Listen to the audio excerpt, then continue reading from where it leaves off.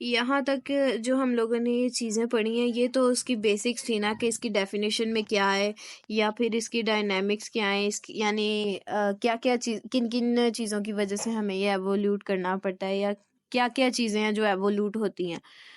तो इसको एक पॉइंट में हम लोग कवर करेंगे। ठीक है, ये पॉइंट अगर आप लिखेंगे तो ये ज़्यादा बेटर है, बजाय कि आप ये वाला लिखें। ठीक है, वो समझाने के लिए था। यहाँ पर मैंने आपको पूरे पूरे पॉइंट्स बना दिए हैं। Adaptation to changing business need, यहाँ हमने देखा था कि इसकी वजह से होता है। क्यों होता है? क्योंकि हमारे जो से बिजनेस इन्वायरमेंट्स हैं वो डायनामिक हैं, वो चेंज होते रहते हैं। हर दिन नया बिजनेस में कोई नया ट्रेंड आता है। ठीक है, मार्केट चेंज होती है, कस्टमर जो सा होता है उसे नई से नई सर्विस चाहिए होती है, बिजनेस ने अपने गोल्स अचीव करने होते हैं। तो उन सारी चीज़ों के लिए हमें क्या करना पड़ता है? अपने सॉफ्टवेयर को अप टू डेट रखना पड़ता है। और अप टू डेट रखने के लिए नई नई रिक्वायरमेंट्स आती हैं, तो उससे हम अपने सॉफ्टवेयर पर अप्लाई करते हैं।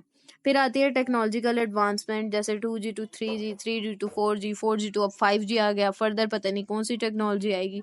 तो ये जो रैपिड चेंज आ रहा है हमारी टेक्नोलॉजी के अंदर, इसकी नेसेसिटीज को पूरा करने के लिए भी हम लोग क्या करते हैं?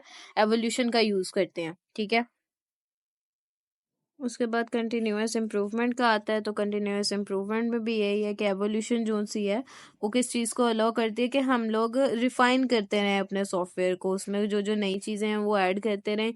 हमारा जो यूज़र है वो हमें फीडबैक प्रोवाइड करता रहता है। जैसे कि अभी भी अगर आप लोग व्हाट्सएप यूज़ कर रहे हैं, आप लोग फेसबुक यूज़ कर रहे हैं, कुछ भी यूज़ कर रहे हैं, तो आप उसके बारे में जब कोई फीडबैक देते हैं तो उसके ऊपर वर्किंग स्टार्ट करते हैं, टीम वर्क। ठीक है, जिस किस्म का फीडबैक सबसे ज़्यादा होता है उसकी प्रायोरिटी सबसे ज़्यादा होती है कि ये लोग इस चीज़ की ज़्यादा डिमांड कर रहे हैं, तो हम लोग इसको देखें पहले। तो वो चीज़ भी इसमें कवर होती है। और फिर ये बात भी इंश्योर कर देता है कि इसमें सिर्फ रिलेटिव और इफेक्टिव काम हो और कोई ओवर टाइम इसमें ना हो। ठीक है, ओवर टाइम ना हो इसका मतलब ये है कि अगर आप यही करते रहेंगे कि आप एक ही रिक्वायरमेंट के ऊपर सारा टाइम वेस्ट कर देंगे, तो किस तरह आपका जो सा प्रोडक्ट है वो सक्सेसफुल होगा? इस तरह आपका प्रोडक्ट सक्सेसफुल तो नहीं ना होगा। तो आपने अपने प्रोडक्ट को क्या बनाना है? सक्सेसफुल बनाना है। तो उसके लिए आपने क्या करना है कि इस रिक्वायरमेंट एवोल्यूशन में कंटिन्यूअस इम्प्रूवमेंट के लिए वर्किंग करते रहना। उसके बाद रिक्वायरमेंट एवोल्यूशन एक और काम करता है, इनहेंस करता है कम्पिटिटिवनेस को। क्योंकि मार्केट ट्रेंड्स की बात की है हमने कि मार्केट ट्रेंड्स क्या करते हैं? रिक्वायरमेंट को चेंज करते हैं। तो जब हम एवोल्यूट कर रहे होते हैं अपने सॉफ्टवेयर को, तो बेसिकली हम लोग क्या कर रहे होते हैं कि अपने जो मार्केट के अंदर कंपिटिटर्स हैं उनके साथ compete कर रहे होते हैं। यानी वो लोग हमारी प्रोडक्ट का मुकाबला कर रहे हैं, हम उनके प्रोडक्ट का मुकाबला कर रहे हैं। हम चाह रहे हैं कि हमारे फीचर्स उनसे ज़्यादा अच्छे हों और वो भी यही चाह रहे हैं। तो हर कोई एक दूसरे से ज़्यादा अच्छा परफॉर्म करने की कोशिश कर रहा है। लाइक चैट जीपीटी आपको सिर्फ एक स्पेसिफिक हद तक, एक स्पेसिफिक इन्फो के मुताबिक आपको एक इन्फॉर्मेशन या एक sequence set of instruction provide करता है। लेकिन जो दूसरे एआईज हैं जो अब आ रहे हैं वो इस तरह नहीं है। अगर आप चैट जीपीटी से करंट सिचुएशंस की बात करेंगे ना, वो कहेगा कि मेरे पास इस साल की अपडेट है, मैं बस इतने साल तक की इन्फॉर्मेशन अपने पास रखता हूँ। लेकिन अगर आप लोग जो करंट एआईज हैं उनको यूज करेंगे तो वो ये चीज नहीं करते, वो आपको रिप्लाई करते हैं। दैट्स वाई ये क्या है? ये कम्पिटिटिवनेस है मार्केट ट्रेंड्स के अकॉर्डिंग। उसके बाद आती है रेगुलेटरी कंपाइलेंस। कंपाइलेंस क्या? कंपाइल करने का क्या मतलब होता है? यही चीज है ना कि आपको, आपके पास कोई एक यूजर आया है और वो कहता है मेरा ये काम कर दे। अगर आपके पास वो फीचर ही नहीं होगा जिससे वो काम होना है, तो आप उसे कैसे कहोगे कि हाँ मैं आपका काम कर देता हूँ? तो आपने वो नेसेसिटीज जो सी हैं उनकी एडजस्टमेंट के लिए क्या करना है कि उसकी फंक्शनैलिटीज जो है उनको बेटर करते रहना है। तो ये हमारे पास कुछ पॉइंट्स हैं why we need to evolve software requirement. अब हम रिक्वायरमेंट एवोल्यूशन की बात कर रहे हैं, जिसका मतलब ये है कि हम अपने सॉफ्टवेयर को चेंज करेंगे। तो सॉफ्टवेयर को चेंज करना इतना आसान तो नहीं ना होगा। तो इसके जो की चैलेंजेस आएंगे वो क्या होंगे? सबसे पहला चैलेंज है कि रिक्वायरमेंट एम्बिगिटी। एम्बिगिटी का मतलब होता है अनक्लियर। तो अगर हमारे पास हमारी रिक्वायरमेंट्स ही अनक्लियर होंगी तो क्या होगा कि हमारे पास सही मैसेज नहीं पहुंचेगा। जब सही मैसेज नहीं पहुंचेगा तो क्या होगा कि हमें मुश्किल होगी चेंज करने में। चेंज क्या करने में? अपने प्रोडक्ट के अंदर जो भी हमने चेंज करना है उसे वो चेंज लाने में हमें मुश्किल पेश आएगी।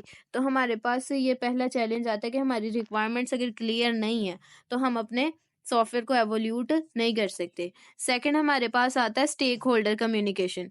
अब कम्युनिकेशन की बात भी हमने यही की है कि अगर दो यूजर्स आपस में बात कर रहे हैं और एक को अपनी बात दूसरे को समझानी नहीं आ रही, तो ये कम्युनिकेशन बैरियर आ जाता है ना, और जिसकी वजह से क्या होता है कि हम लोग सही मीनिंग नहीं समझ पाते किसी का, और इफेक्टिव कम्युनिकेशन ना होने की वजह से हम लोग जो एडवर्ट रिएक्शंस होते हैं ना उसके उनमें चले जाते हैं, यानी जो गलत रिएक्शंस होते हैं जिनका हमारे पास जो फाइनल इफेक्ट होता है वो कुछ अच्छा नहीं आता।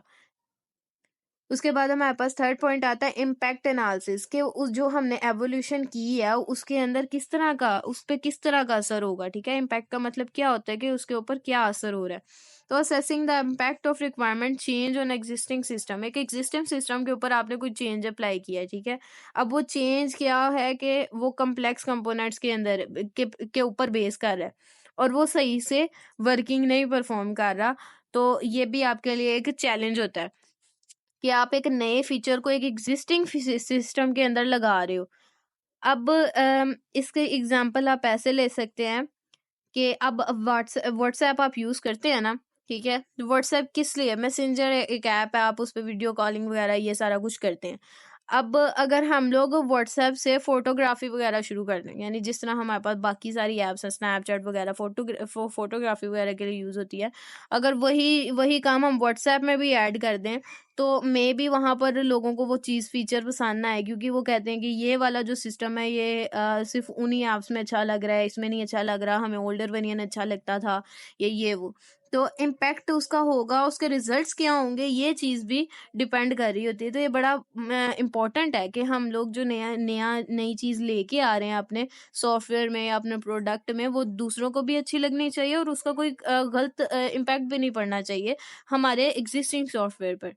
उसके बाद आती है ट्रेसेबिलिटी। ट्रेस वर्ड से आपको पता चल रहा होगा, ट्रेस करना किसे कहते हैं, पीछा करना, राइट। तो हमारी रिक्वायरमेंट्स जो होती है शुरू से लेके एंड तक क्या आ रही थी, तो उस चीज को हम लोग ट्रैक करते रहते हैं, हम लोग देखते रहते हैं कि इस टाइम पर हमारी रिक्वायरमेंट क्या थी, इस टाइम पर क्या थी, इस टाइम पर क्या थी। तो ये सारा कुछ ट्रैकिंग होती है और इसके लिए हम लोग कुछ चीजें ले लेते हैं, जैसे कि एक होता है ट्रेसेबिलिटी मैट्रिक्स। ठीक है, वो मैट्रिक्स भी हम यूज कर सकते हैं, इसके अलावा हम टेस्ट वगैरह भी यूज कर सकते हैं, लेकिन ट्रेसेबिलिटी इतनी आसान भी नहीं होती। इसी वजह से अगर ये इसलिए क्यों कि अगर हमारे पास लेट्स से कि एक छोटा सा सॉफ्टवेयर है जिसमें 5 फेजेस है, उसने 5 फेजेस की आराम से कर ली, लेकिन एक बड़ा सिस्टम हम पूरा बना रहे हैं और उस सिस्टम के अंदर डिफरेंट मॉड्यूल्स हैं। ठीक है, अब उन मॉड्यूल्स में से 2 मॉड्यूल्स ऐसे हैं जो तकरीबन सेम सेम है, तो जब हम लोग उनकी ट्रेसिंग की बात करेंगे ना, तो वो सारे मॉड्यूल्स की ट्रेसिंग को मिक्सअप भी कर सकता है। तो ये चीज आती है कि ट्रेसेबिलिटी भी इतनी आसान नहीं हो सकती, कोई जो स्पेसिफिक बंदे होते हैं, जो स्किलफुल प्रोफेशनल्स होते हैं, वो चाहिए होते हैं हमें इनको परफॉर्म करने के लिए। फिफ्थ इसके अंदर जो सा चैलेंज आता है वो हमारे पास ये आता है कि इसको हमने अब बैलेंस भी रखना है।